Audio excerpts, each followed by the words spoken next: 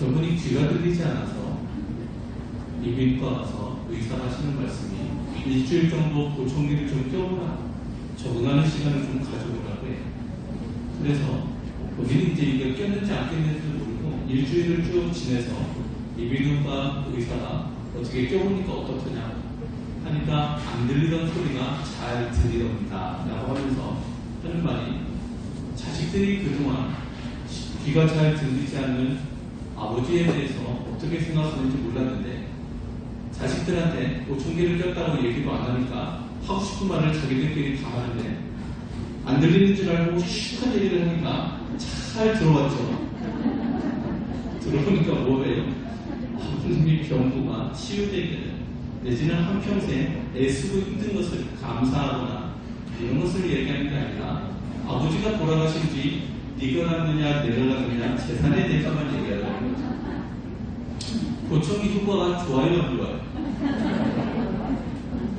그래서 결국은 어떻게 됐어요?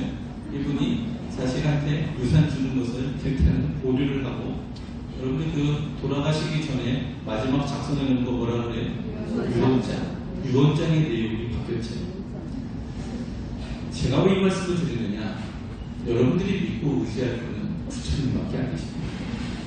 물론 여러분들의 사랑하는 자녀들이 여러분들을 잘해드릴 겁니다.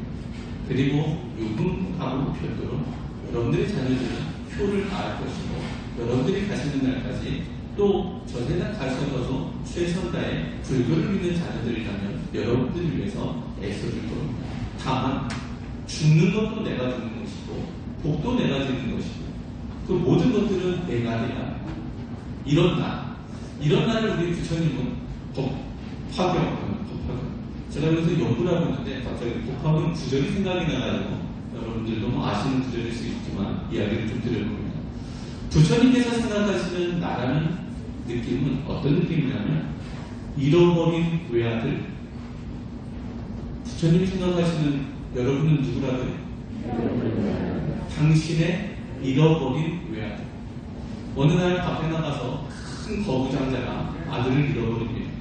그리고 나서 한참 수소문 하다가 아이가 거렁뱅이고 전전긍긍하며 살고 있는 아들을 발견하죠.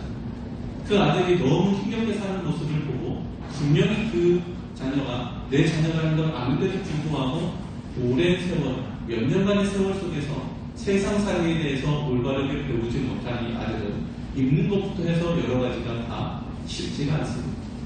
그래도 방편을 내어서 허드렛일을 하는 사람을 구한다고 하고 가가지고 우리 집에 와서 허드렛일 좀 하면 안 되겠냐고 해서 차라리 이렇게 설득을 해가지고 집에 와서 데리고 잠을 좋게 입히고 좋게 재우고 싶어도 그 아들은 아들인지도 모르고 또한 창고나 좋지 않은 데서 자는 습관이 있어가지고 곧 좋은 데서 잠도 못 이루고 그러다가 거기서 마다락 쓰는 것부터 해서 허드렛일부터 하나씩 이렇게 배워가면서 성장을 해가지고 그렇게 성장을 해서 어느덧 성장을 하다 보니까 이제는 창고를 맡겨도 되는 그런 사람이 되었어요. 그리고 나서는 어느 날 모든 사람들이 있는 가운데 발표를 하세요.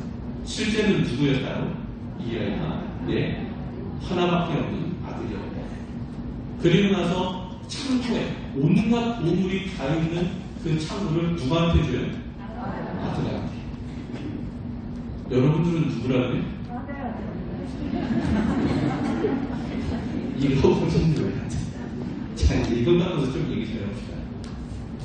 부처님께서 이 사바세계에 태어난 저희들을 이렇게 보면 사바세계에 태어난 이상 고통 속에서 살아가야 되는 이 수단을 살아가야 되는 그 외진 곳에서 살아가는 걸어붙는 것 같은 생활을 하는 중생에 불과한 우리들은 이제는 걷어서 바로 편안한 곳으로 가는 게 아니라 하나씩 대기설고 그 사람에 맞는 상황에 맞는 얘기와 그리고 해야 되는 일을 하나씩 주면서 조금씩 마음을 착하게 먹고 경전을 또 연구를 해서 영적으로 성장을 시킵니다. 성장을 시키다 보니까 어느덧 여러 군데 창고를 관리해도 되는 그런 정도의 능력 있는 사람으로 점점 갖춰갑니다. 여러분들이 영적으로 성장을 해서 그런 정도 되면 아마 보살 정도 되겠죠. 그러다가 어느 날 모든 공부를 다 마치고 삼천대천세계 부처님께 보일 때쯤 되면 모든 부처님은 다 모이시오. 실제는 이 아이가 누구의 또 다른 죽다입니다. 나의 또 다른 아들이었습니다. 라고 하면서 영적으로 성장시킨 그 아들을 두고 너무너무 자랑스러워하면서 그 모인 모든 분들을 향해서 보니까 모두가 다 당신 아들이었다는 거죠. 여러분들은 누구라고요? 확실합니까? 네. 이 아들은 그럼 어떻게 살아야 되겠습니까? 그 아버지는 잘 생각해봐요. 그 아버지는 그 외로웠던 그 아들이 성장할 때 한량없는 사랑을 줍니다. 그리고 볼 때마다 그 외진 곳에서 사는 그 아들을 보면 너무너무 불쌍합니다. 맞습니까? 네. 그러면서 아들이 조금씩 배워가면 내일보다도 훨씬 더 기뻐합니다. 그러면서 동시에 그 아들이 마당을 너무 넓은 곳을 쓸 때는 같이 함께 쓰면서 그곳을 청소를 해줍니다. 여러분들 옆 사람 봐봐요. 옆 사람은 누구라고요? 누구라고요? 지금부터는 여러분들이 바라보는 모든 사람들은 누가 되어야 되냐면 여러분들의 외아들이 되어야 됩니다. 옆 사람은 누구라고요? 내 아들.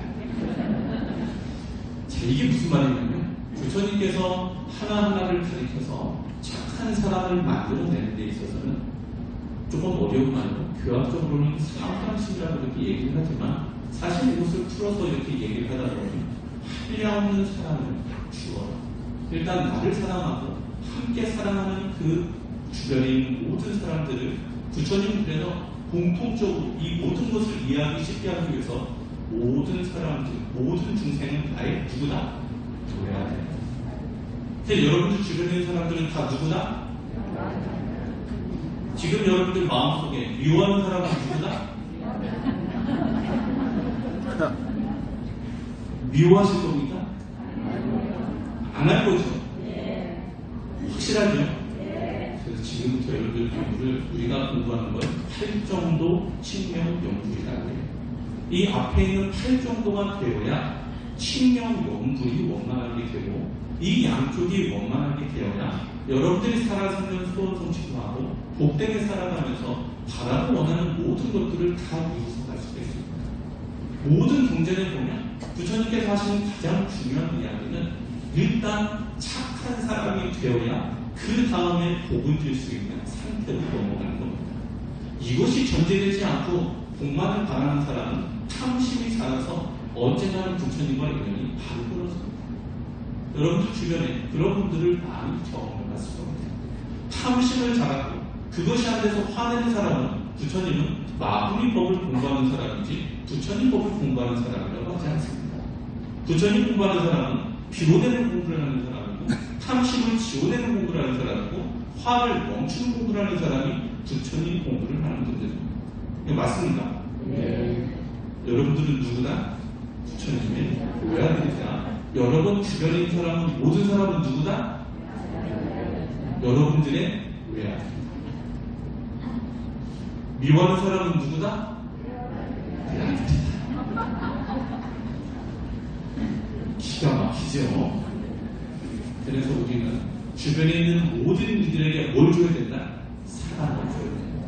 그리고 용기를 줘야 된다. 우리가 감사할 일이 사실 얼마나 많습니까? 여러분들 앞을 이렇게 보면 부처님 불상을 조성해 준 고마워요, 안 고마워요? 좀 고맙습니까? 네. 저 뒤에 큰 해준 분 좀 고맙습니까? 네. 그 옆에 총 만들어준 분 좀 고맙습니까? 네. 뭐 다 그렇다시네요. 옆에 꽃 일단 꽂아주신 스님 고맙습니까? 네. 그거 꽂으셨죠? 저 꽃을 키우기 위해 노력한 분 고맙습니까? 네.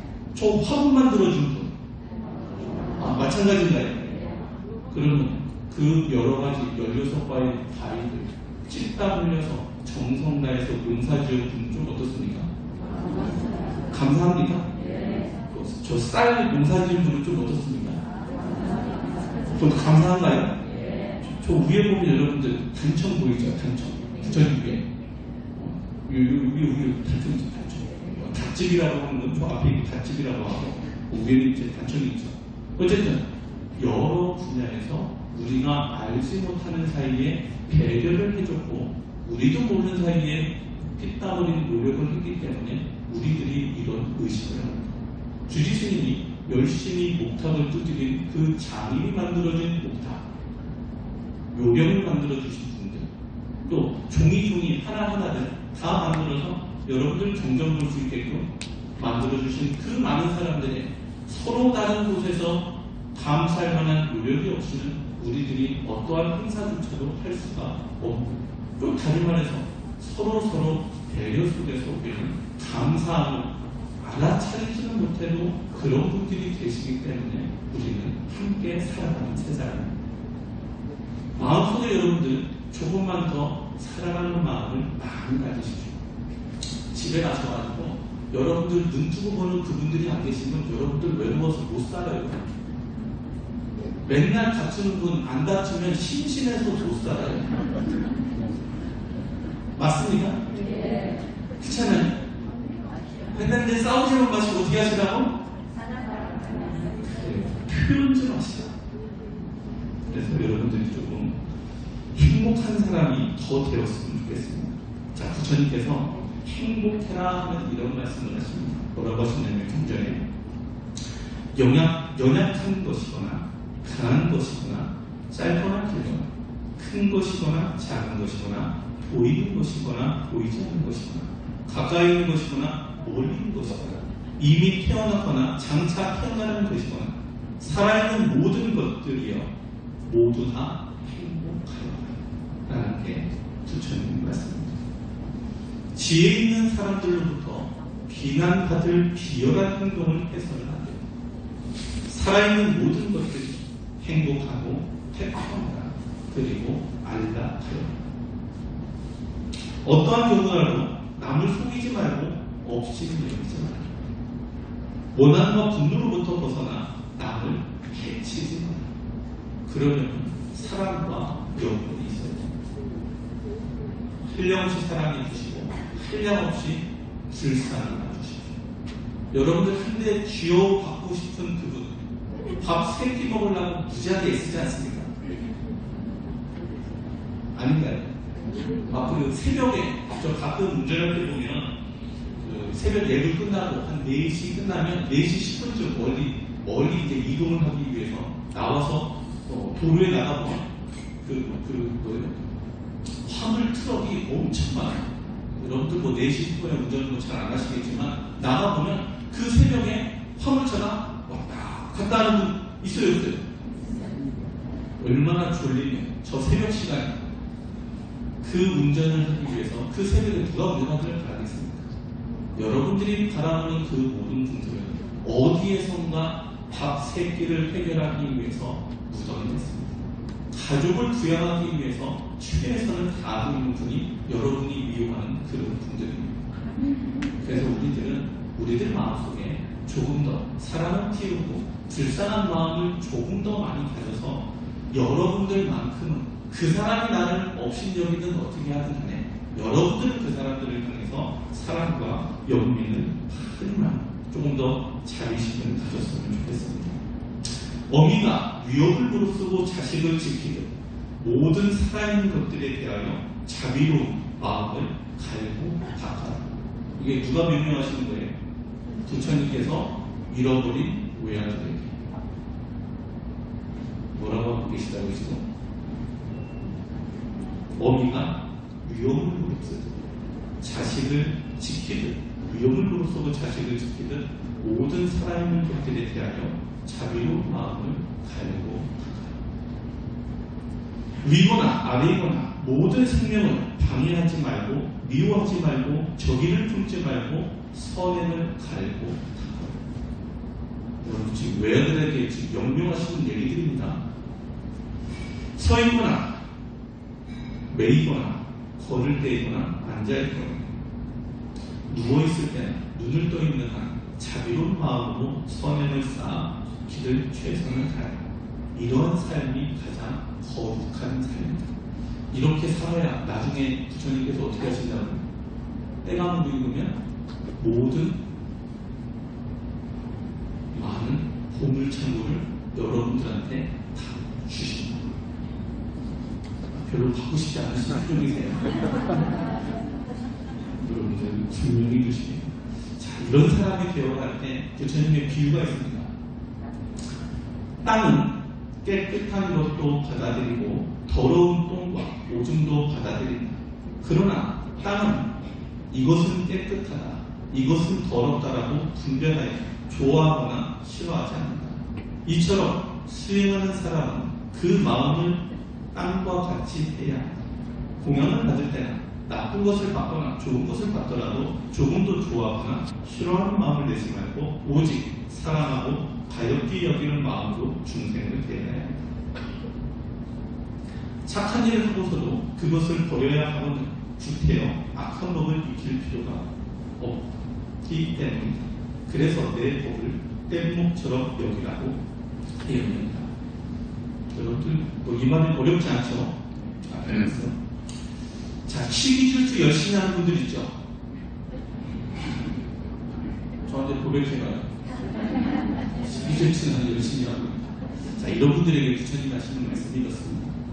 나는 수행하는 사람을 미워하고 시기하는 사람처럼 빨리 망하는 사람을 보지 못했다.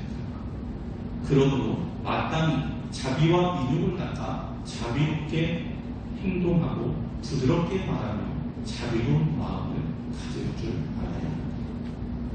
이분들 제일 뭐 한다고요? 망한다.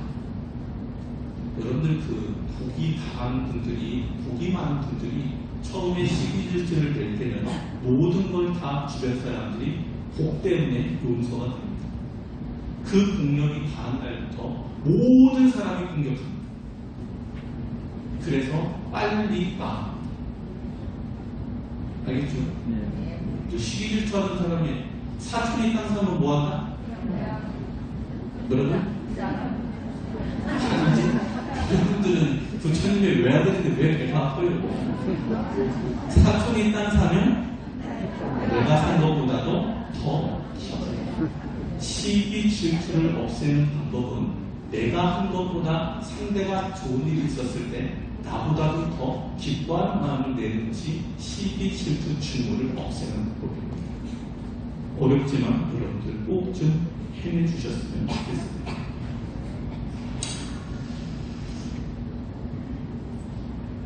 부처님께서 이런 말씀합니다. 중생은 사랑하는 생각을 따라 사랑의 마음속에 갇혀버리나니 사랑을 바르게 알지 못함으로 괴로움을 갖가지로 준비합니다.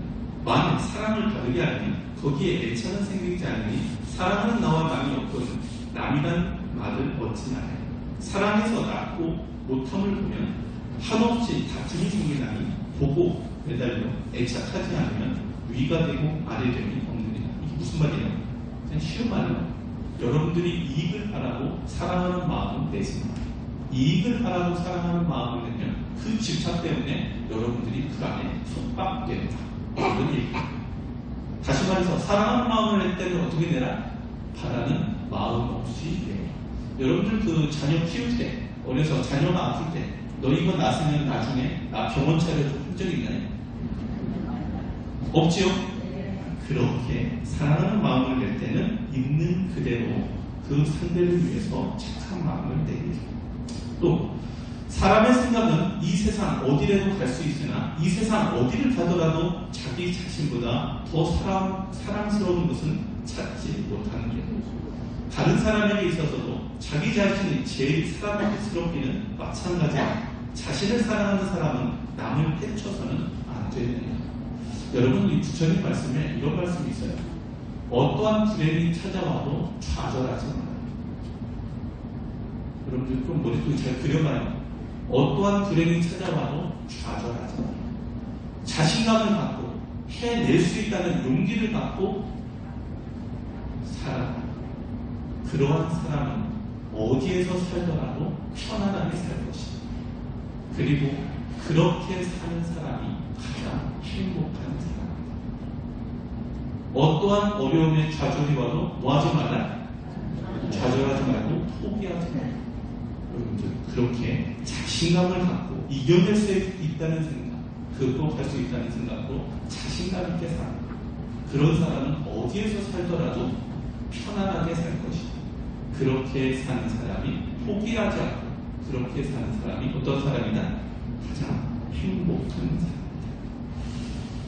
자, 여러분들 부처님 말씀 여러 가지 좋은 일이 많은데 제가 여러분들 준비하다가 3분만 하고 끝낼게 오늘 이 정도 공부했으면 여러분 공부를 너무 많이 했어요. 사실 여러분들한테 해줄 얘기는 조금 다른 얘기가 있었는데 이건 다음에 드리고 하고 영불삼매 우리 광명만덕 큰 스님께서 수행하실 때 부처님께 들으신 이야기 중에 여러분들에게 꼭 좀 함께 좀 알았으니 좋은 얘기 몇 가지만 소개하고 끝내도록 하겠습니다. 부처님께서 하신 말씀입니다. 누구나에게 다 해당되는 얘기죠. 더러운 죄업이 다 벗겨지고 나쁜 습과 기가 없어지면 밝은 빛이 될 것입니다. 겉과 속이 밝아 마음이 하나 되며 하나까지 없어야 하는 마음을 잘 단속하고 바른 마음으로 공부합니다.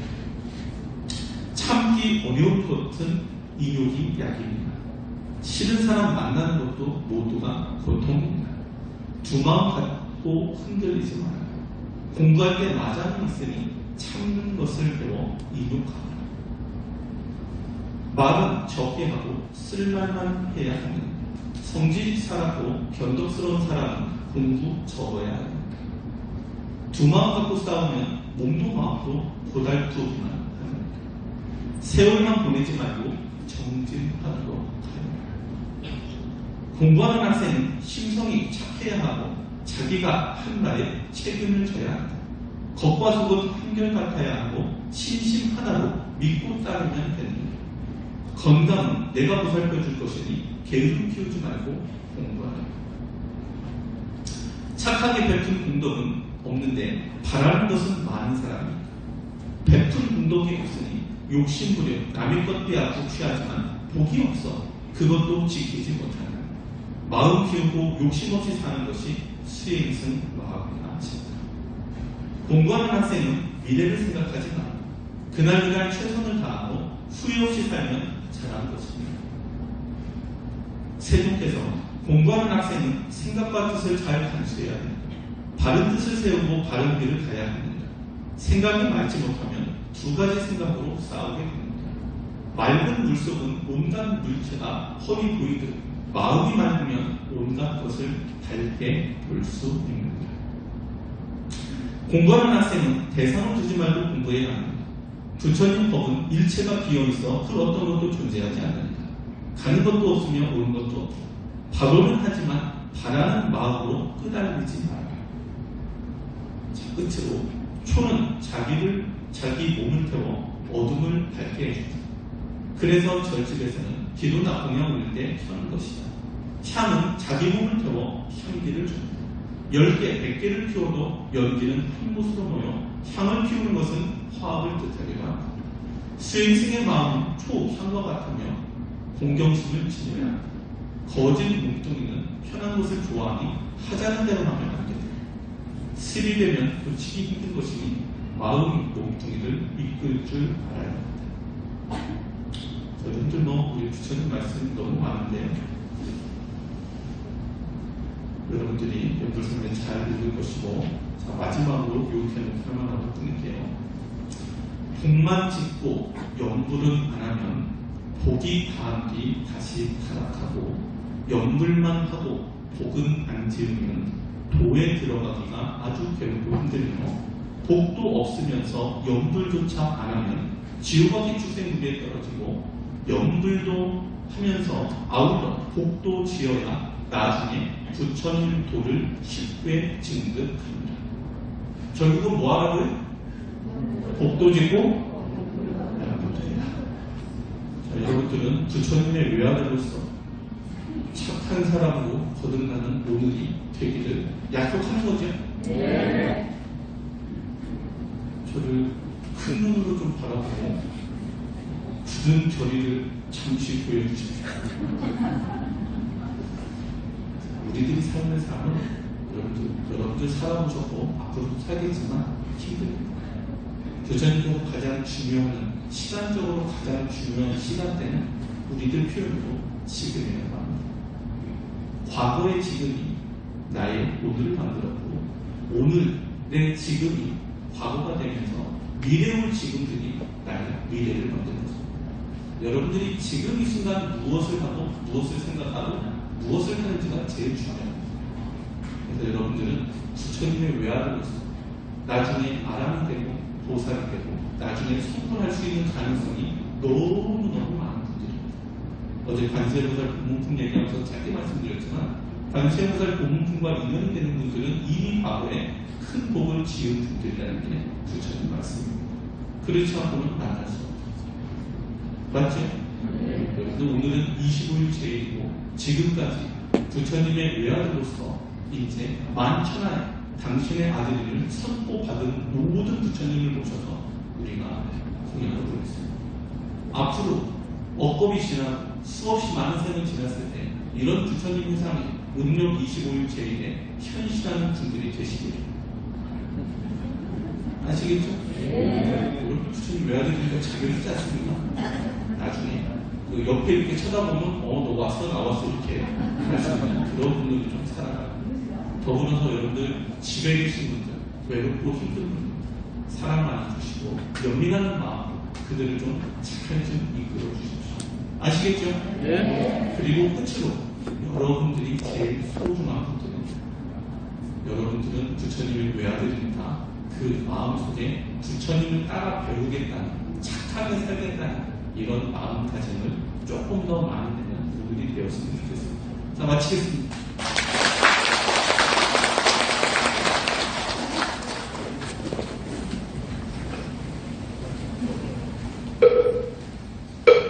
공부합시다.